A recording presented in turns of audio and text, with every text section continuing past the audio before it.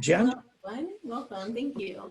I'm Jennifer Wissinger. I am a physical therapist at the Niswanger Center at Ohio State University. It's a Center for Excellence in Developmental Disabilities. I've been a school-based practice therapist for about 18 years in Central and East Central Ohio. I'm really happy to be here today and share some information about those extra supports and related services in schools. So we'll primarily be talking about occupational therapy, physical therapy, and speech therapy, and how that relates to school services under the Individuals with Disabilities Education Act. The federal law defines related services as services that are developmental, corrective, or otherwise supportive, and are designed to enable a child with a disability receive their free appropriate public education, as described in their individualized education program, and as may be required to assist them to benefit from their special education services. So you might also hear the term specialized instructional support personnel. The first one I will talk about is occupational therapy. The provider that provides the service is either a licensed and registered occupational therapist. You'll see the acronym OT, or they'll sign their name with OTRL, indicating that they're both registered and licensed. Or you might see occupational therapy assistant, or certified occupational therapy assistant who's also licensed in the state of Ohio. The supervising OT can do all the evaluations, can do write the plans of care, can implement the interventions, and carry out all the services that a student might need. And an occupational therapy assistant can assist with implementing those interventions in the plan of care. An assistant can't do any evaluations or eligibility determination, but they can assist in the day-to-day implementation of this interventions and the plan. Just to give you a little bit of a background on how these individuals are educated, occupational therapists out in practice right now, you might see bachelor's degrees, master's degrees, or now doctorates. The majority of individuals practicing currently are probably at the master's level. The bachelor's degrees phased out a number of years ago.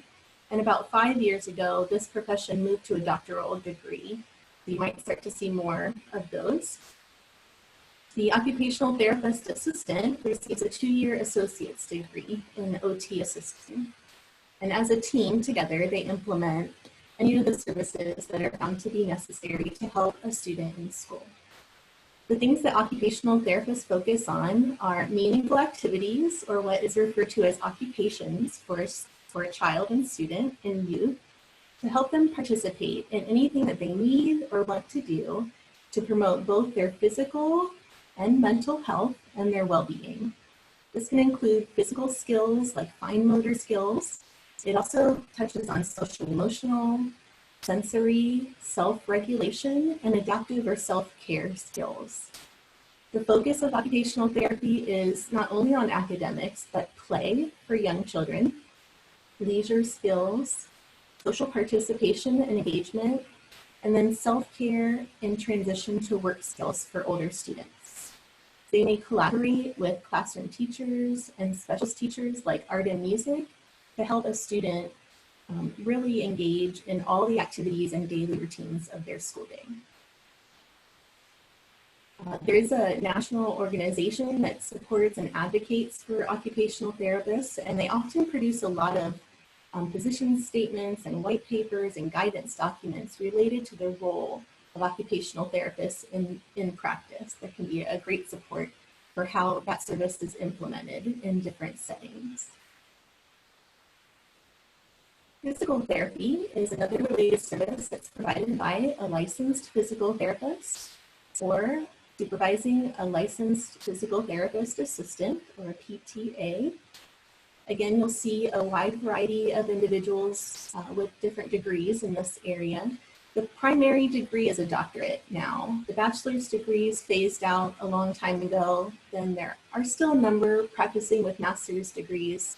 So for about the last 20 years, PT has been at the doctoral level for education. The PT assistant is still a 2-year associate's degree, and similar to occupational therapy, a PT assistant can assist in implementing interventions and a plan of care for those day-to-day services.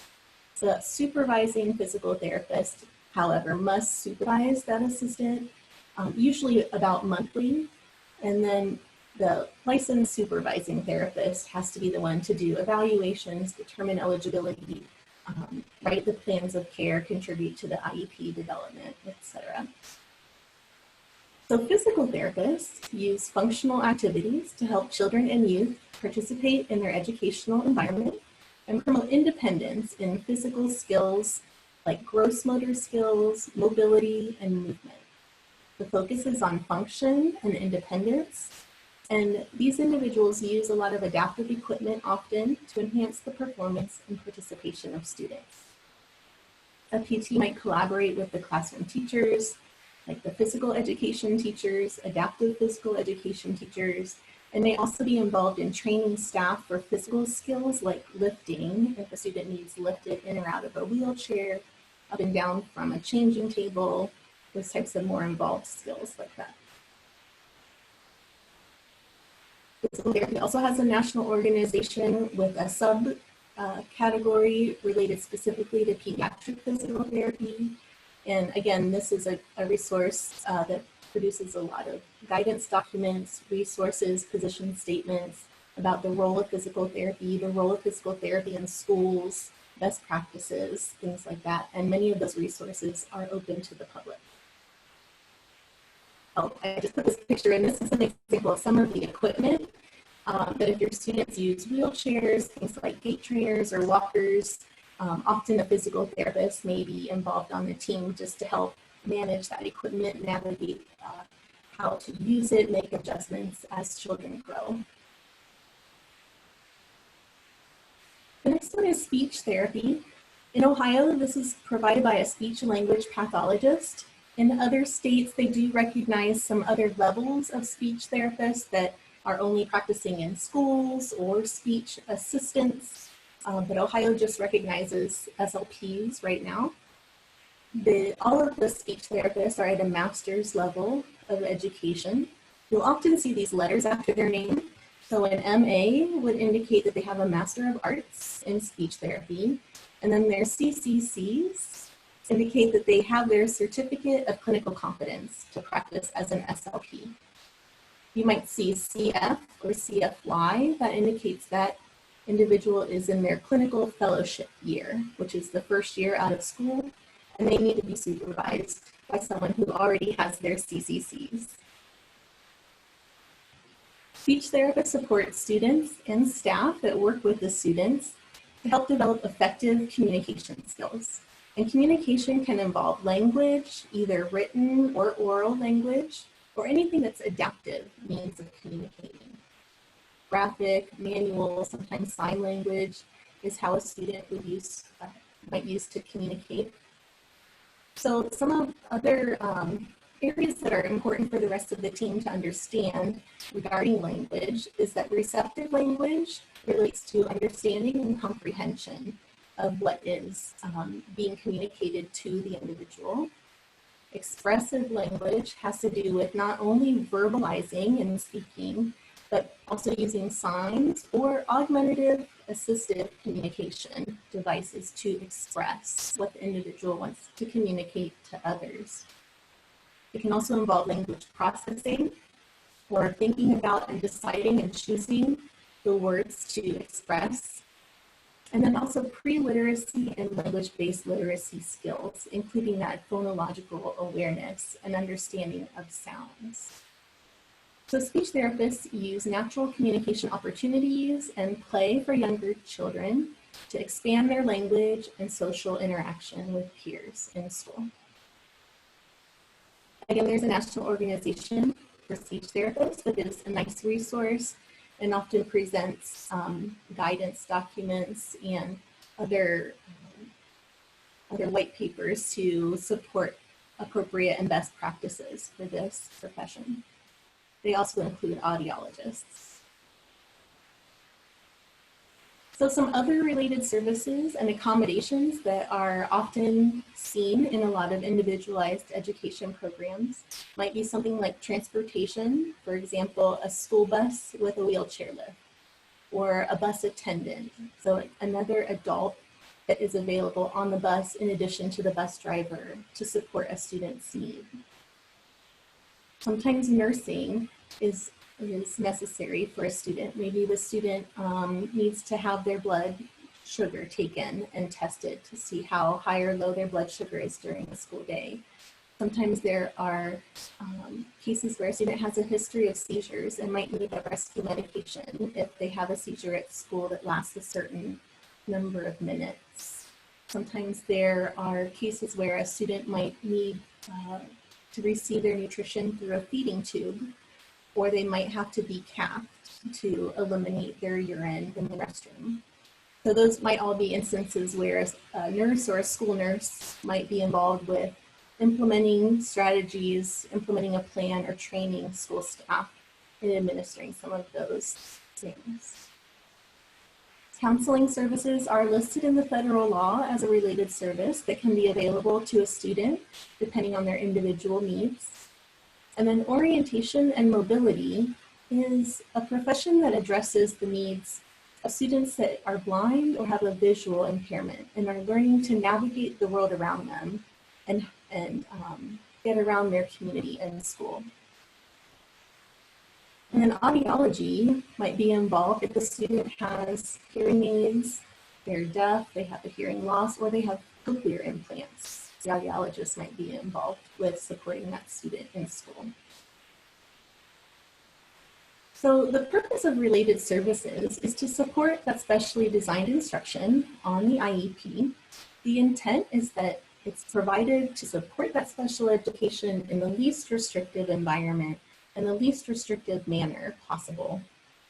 So ideally, we will address the students' routines and regular activities that they're doing in their school day, and we will embed our support services into what's already happening in the student's school day.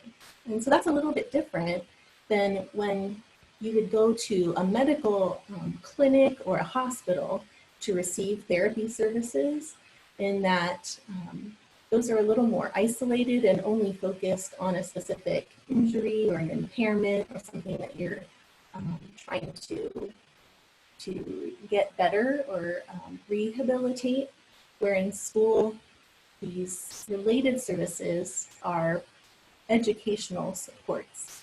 So while a student might have a medical need or a medical deficit in the school environment, these therapists, although they have medical training and healthcare backgrounds, they're now working as more educational supports. And so the services might look a little bit different in a school setting compared to a hospital or clinic-based setting. But the idea is that they will still support a student to progress toward their annual goals, to help progress them in the general education curriculum, and help them participate with their peers, not only in extracurricular, but also non-academic activities as well. So do they need extra support to access an after-school club or an after-school program, or sometimes a sport, an extracurricular sport? Related services can be written to help that student with whatever their individual needs are. The service type and frequency for related services is determined by the IEP team, and it's based on the annual goals and the student's individual needs. So it's not necessarily a one-size-fits-all. Not everybody just gets a half an hour of every therapy all the time. We can take a lot of factors into consideration when determining what's necessary and what's appropriate for an individual student.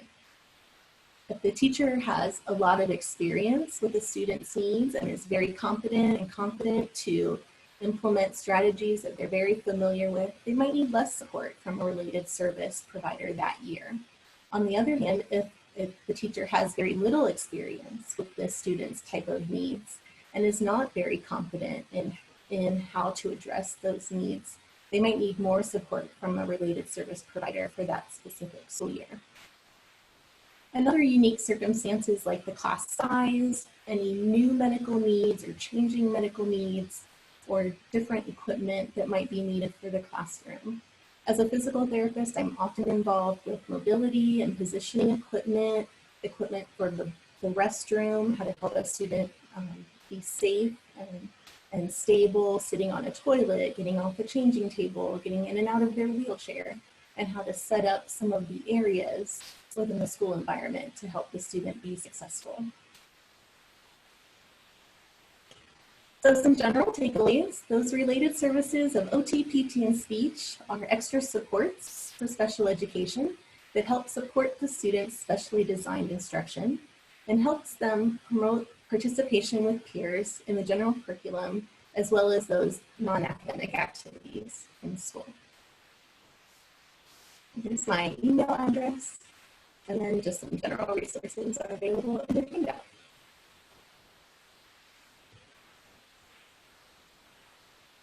Thank you